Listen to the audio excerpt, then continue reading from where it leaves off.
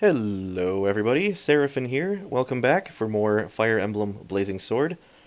When we last left our heroes, we were picking up Eliwood's quest with Taking Leave, Chapter 11, so we are moving on to Chapter 12, Birds of a Feather. So we found out in Foray, after stopping some bandits, that looks like one of the Lycian territories is preparing for war. And that would be Laos, which is off to the west a bit here. However, we're going to be going through a couple of territories first, the first being Santa Ruz. He suspects that we must have gone through Santa Ruz to get to Ostia because, well, it's kind of on the way. Laos is about midway between Santa Ruz and Ostia. And Ostia, again, is where Hector is from. So we're going to go see if we can go talk to the ruling Marquis of Santa Ruz to find out what happened.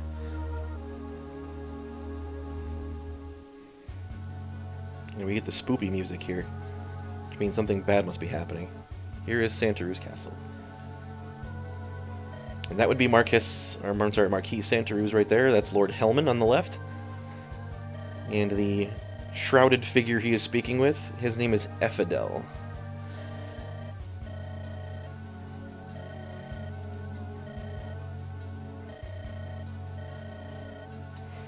Oh, I imagine that might have something to do with that.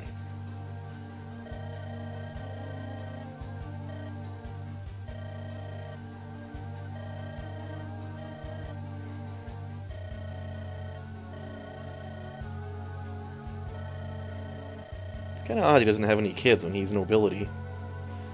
It's usually a pretty big deal.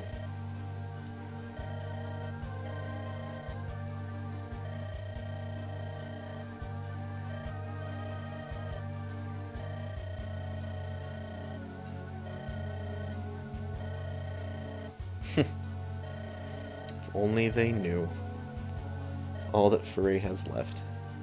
So, Eliwood, the creepy cloaked guy, he is very important to the story, and we'll be hearing more from him later.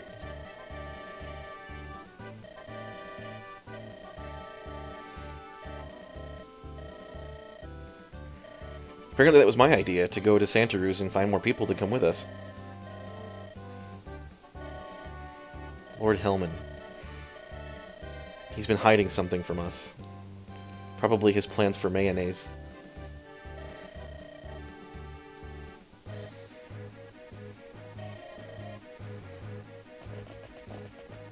Now, who are these chumps? That guy is very big. Noble sirs, alms for a poor villager. Oh, Mark is calling it like it is.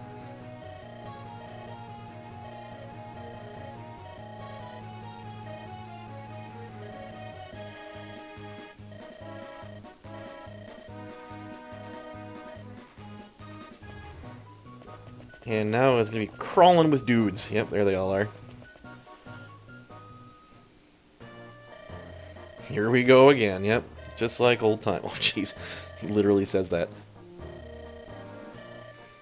Still in Foray. When did she go there? Was that part of their epilogue? I don't remember. I've played this too many times. You'd think I would know by now. Guide your axe. Your axe will be going nowhere. You're going to stay right there and let everybody else do the work for you. So we're going to send Marcus up to this village, since he can get there right away in one turn. Yes, why yes, he does.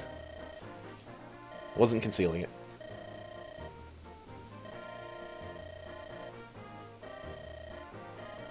Technique. You know, it's a very good point.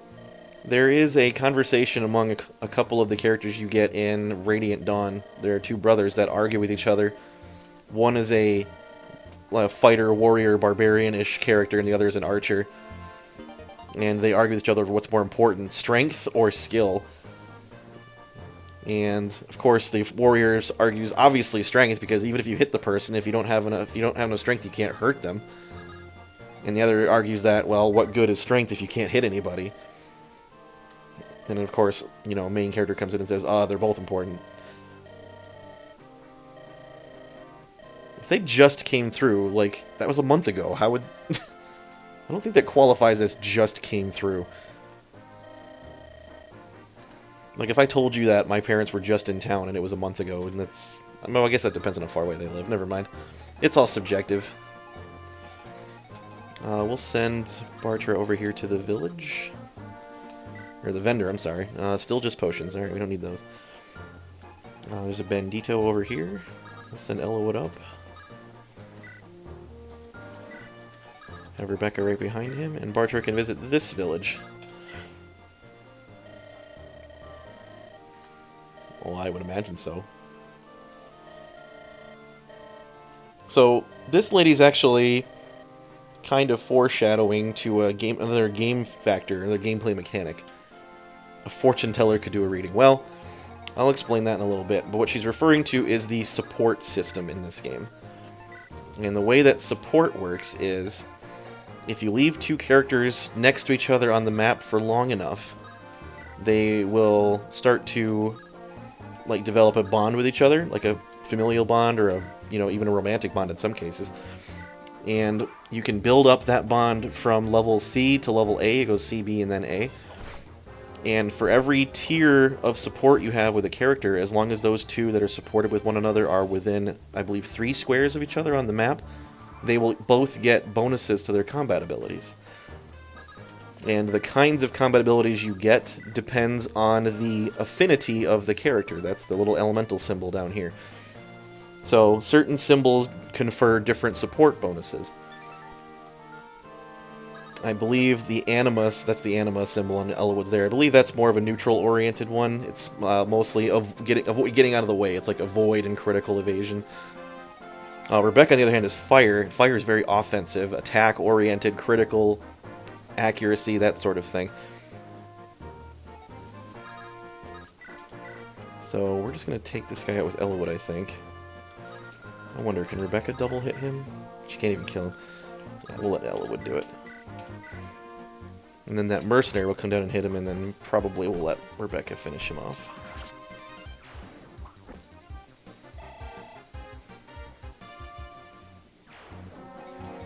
We're going to park her right behind him yet again. And as you can see on this board here, we've got enemy fighters, we've got enemy archers, mercenaries, and of course soldiers. These guys are still terrible. They never get any better than that. But there's 14 dudes left to kill, and we've only got a couple of dudes with which to do it.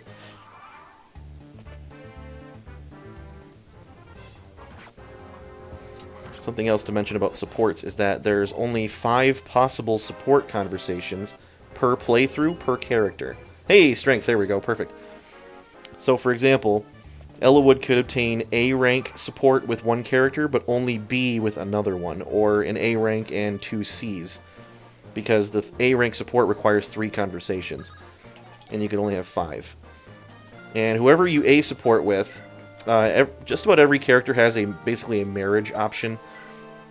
Eliwood has 3 different marriage options in this game, and if he A rank supports with any of those characters, then they will marry each other in the epilogue of the game.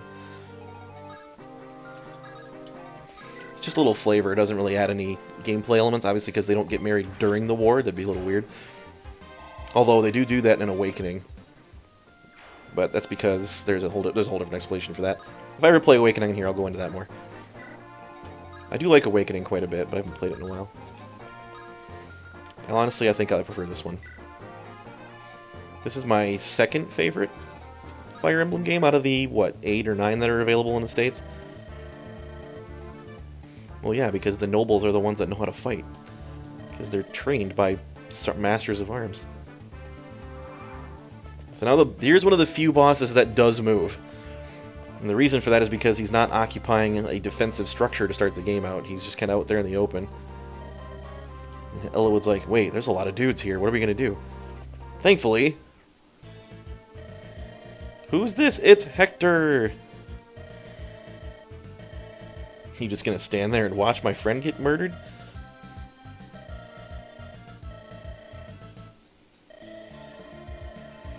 I'm going to have to disagree with you there. See that? That's my buddy over there. And then Hector just, smacks the guy. And by smacks, I mean probably cuts him in half. Sarah, of course, is here too. She's like, I loathe violence. Yes, and Matthew's also here. And who is this guy?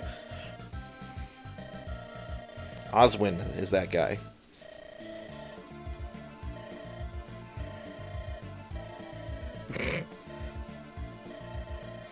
I mean, yeah, that kind of is.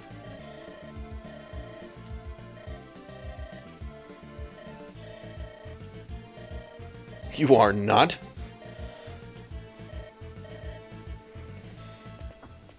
So Matthew and Sarah are here, but they're not playable at the moment. So now we get Hector and Oswin to join the party. Hector is also a lord. However, Hector does not use a sword. Hector uses axes. He is, I think, the only lord you get in the series that uses an axe, as far as main characters go. I'm struggling to think of any other ones that do, and no, I don't think there are. So Hector, just because of that, is already unique, and on top of that, he is incredibly bulky and incredibly powerful. Hector is, while he's a lord class, he's very similar to an armor knight. He is not considered an armored character, so he does not have any effective against armored bonuses against him, but he tends to be a little on the slower side. 5 speed, however, is pretty respectable for him starting out. And again, his defense is 8, and his strength is 7, so, and his con is also huge, he's 13. So, and then we have another armor knight, this is Oswin. Oswin is already level 9.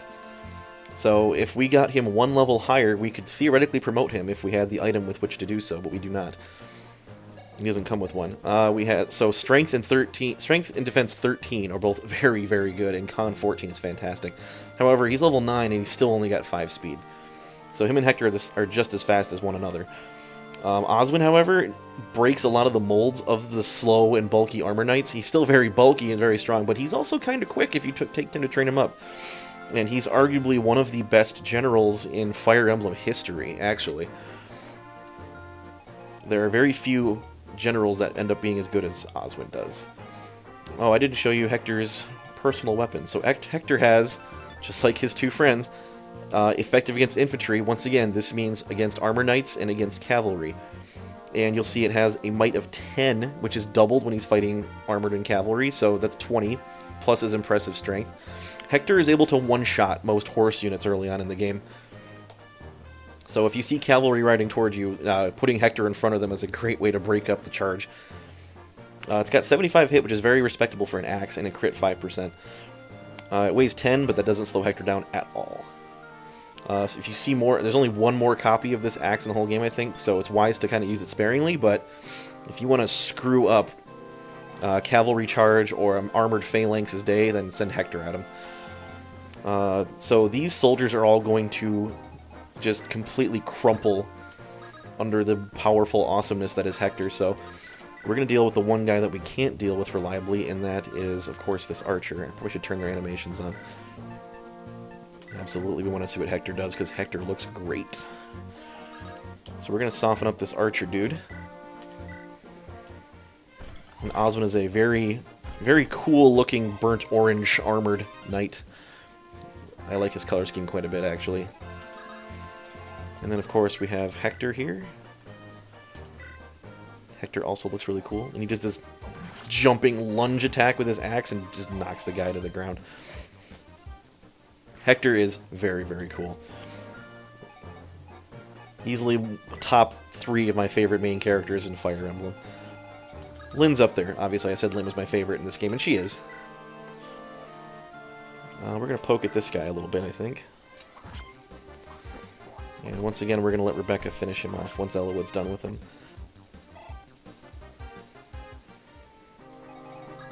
And put her right in this forest so no one can get to her.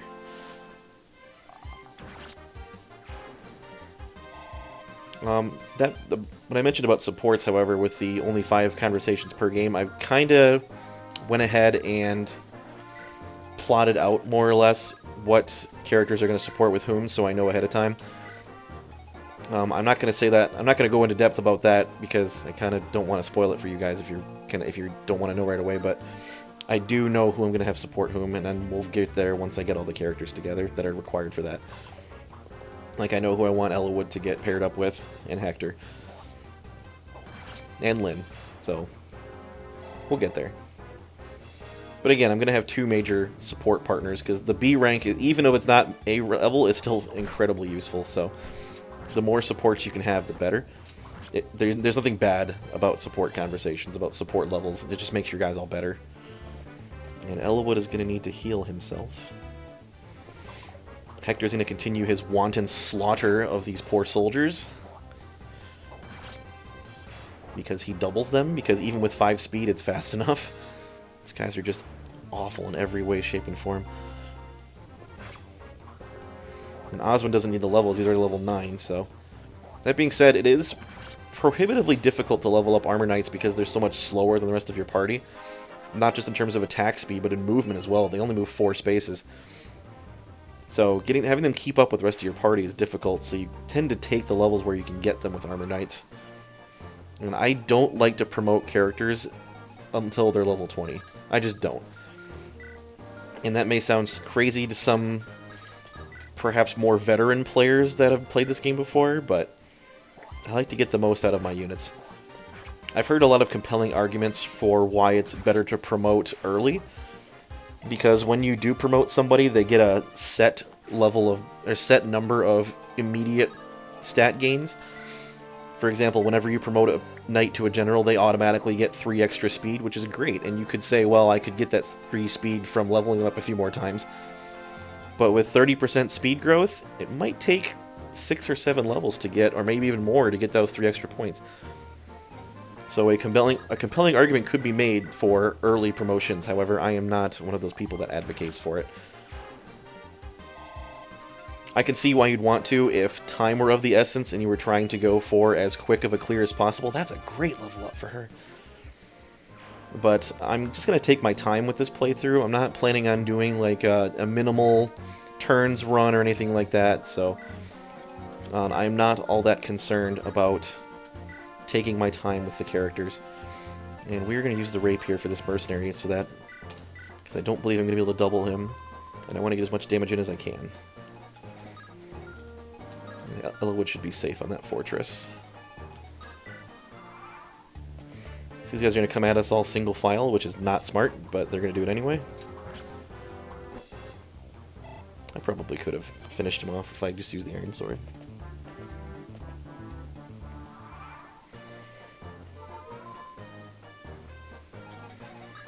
And then we're going to have Eliwood poke at this guy a little more.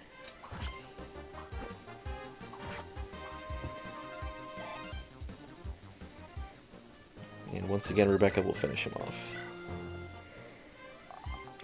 Or she's gonna miss. That's not ideal in any way, shape, or form. We're gonna go ahead and get her the heck out of dodge. However, I don't think I'm gonna be... No, the mercenary can still get to her. And actually, the mercenary... Well, only one of them can, but... we're gonna get the rest of my dudes down here as quick as we can. Particularly Hector. I might need to have one of these guys on hand to help rescue people, so we'll bring them forward too. This is where it kind of gets a little clustered. Not in a good way. In fact, I think those fighters might go for Dorcas instead of Eliwood. Yep. Well, just one of them. Man! Not doing so hot with the hit percentages here right now. Heck, I believe Eliwood will double this guy and kill him, however. Yes, he will. And he'll crit him even with 3%. Completely unnecessary, but... that's happened sometimes. And here comes an archer to make everything even better. But he's gonna miss. Alright. So Rebecca's going to finish off this mercenary like I initially planned. Hopefully, if she hits him. There we go, that's better. Now I'm going to need to deal with this fighter because this archer's going to make things he's going to make things difficult otherwise. So we'll just have Eliwood finish him off. I'd like to get one more level out of Eliwood if I can. The difficulty of this game starts to ramp up quite a bit, starting with the next chapter. And I know that sounds crazy, because I'm like, oh my gosh, come on, Eliwood. Strength or speed, man, you don't need defense all that much. We're going to bring in Oswin. Actually, we'll bring in Hector first, to get Rebecca out of attack range here.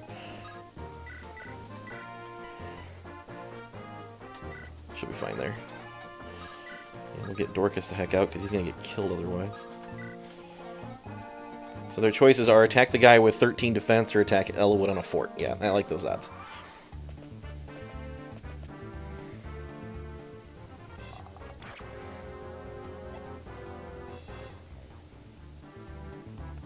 And here we got the boss coming straight for us. We'll move Hector in to go talk to Eliwood because they're bros. You see, some characters when they meet on the map can talk with one another. Not just if they're enemies to recruit them, but they can just have conversations on the map sometimes.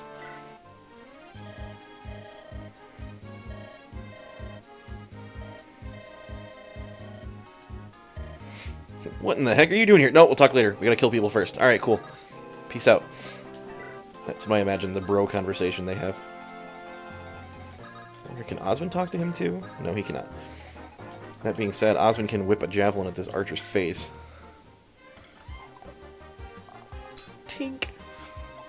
Once again, my favorite noise in this entire game is that your attack had no effect on me because my armor is so big and awesome. In fact, I wonder if...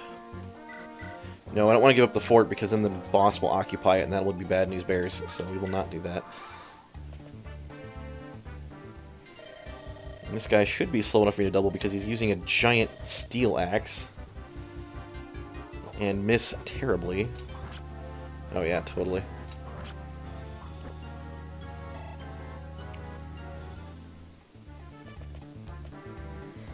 This guy's gonna try to plink at Hector a little bit.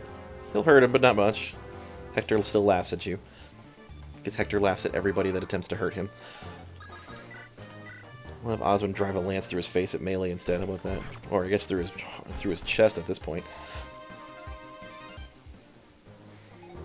And we'll have Hector finish him off. Why not?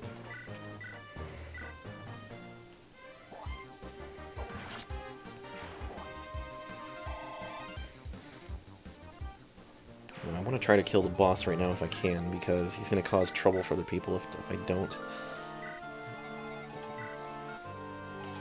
Rebecca is 50, you know. I'm gonna have her poke. Oh, sheet. Sheet. She might. Oh, I'll only attack 9. That's fine. She won't die.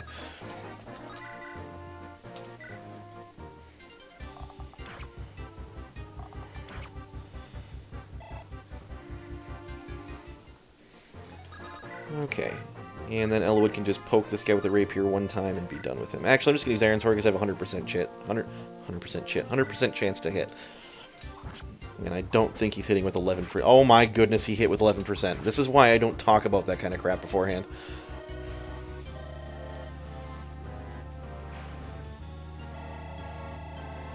Oh, really? Already level B with swords, and it's chapter 12. It's effectively chapter 2. We're going to visit this armory if there's anything good here. We're going to get a regular old axe for Hector. Actually, I can just give him Dorcas / Bartra's one, can't I? In that case, I really don't need to buy anything now, do I? Nope, not particularly, so I'm not going to.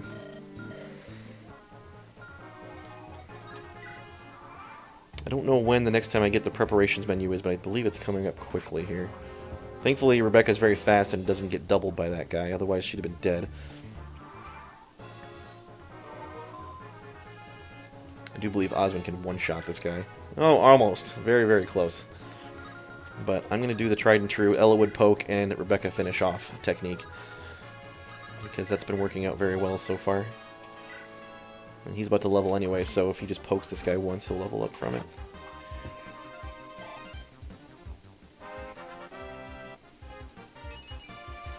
Alright, skill, luck, defense. Again, I'd like him to have more strength at the moment than he does, but I guess I'll just have to deal with it. I wonder if Hector can actually kill this guy. Yeah, if he lands a hit. Doubtful, but we'll try. Hey, good job.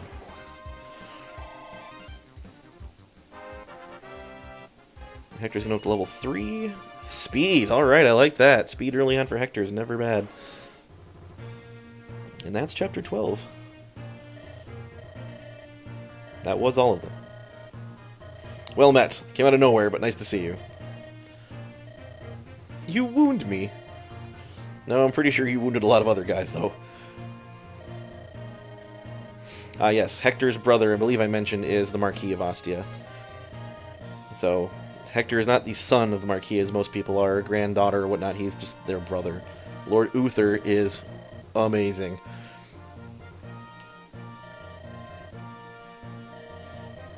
I'm not gonna try to, sugarcoat it or anything, but sadly, Uther is not recruitable in this game. You do not get to use him. I am very sad about that. I know you're all disappointed. I'm probably going to stop watching now because of that fact, but I'm sorry. There's nothing I can do about it. We get Hector though, and he's almost as cool. And then we have Oswin as well. Oswin is basically Hector's right-hand man, for the most part. Oh yeah, and Lord Uther didn't want Hector traveling alone, so he sent him with him. Oswin, Hector's right-hand man / babysitter. And then we get Sarah and Matthew back, because I believe I mentioned during Lynn's campaign, they are both from Ostia originally, so they are both vassals of Lord Hector's anyway. I suppose they're people they're my companions, but...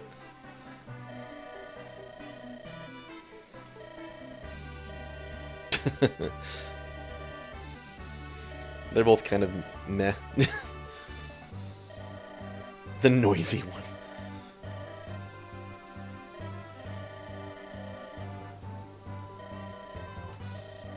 Eliwood should have met both of them the last time, but...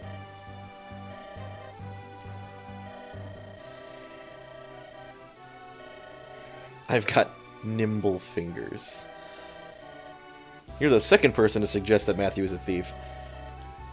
You're not wrong, but...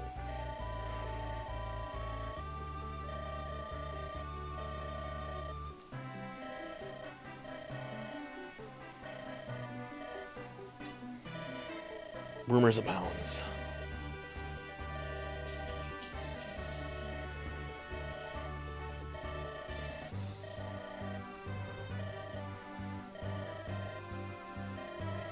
Ah, yes, Marcus. That purple hair is very distinct.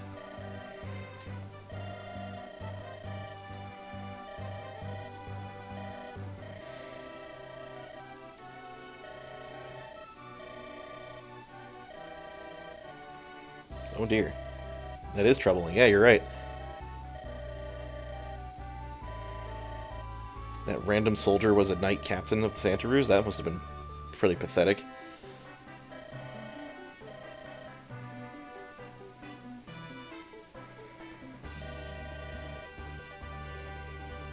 Well, I would tell you what I think, but I didn't even say anything. Yes, Lord Hellman, something must have happened to him. Someone stole his recipe for mayonnaise.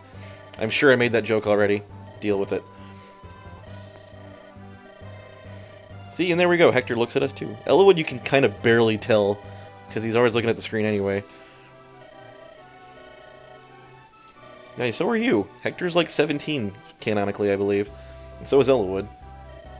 Although I think they made them 18 again, because you need to make everybody at least an adult for an English release, otherwise it's weird. You don't want children running the military.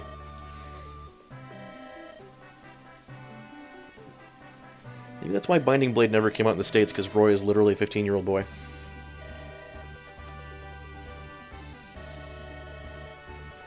And of course Matthew and Sarah are going to recognize us too.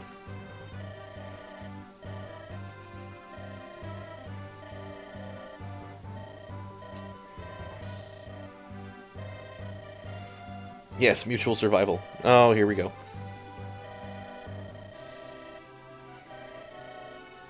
Mm-hmm, totally.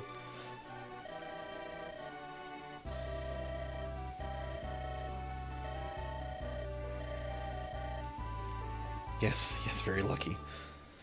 Alright, so that's Chapter 12. We got to meet Hector finally, and he's going to be with us the rest of the game. So, we're going to pick up with Chapter 13 next. It's going to start to get a little bit dicey, but I think we're prepared for it. And by that, I mean me.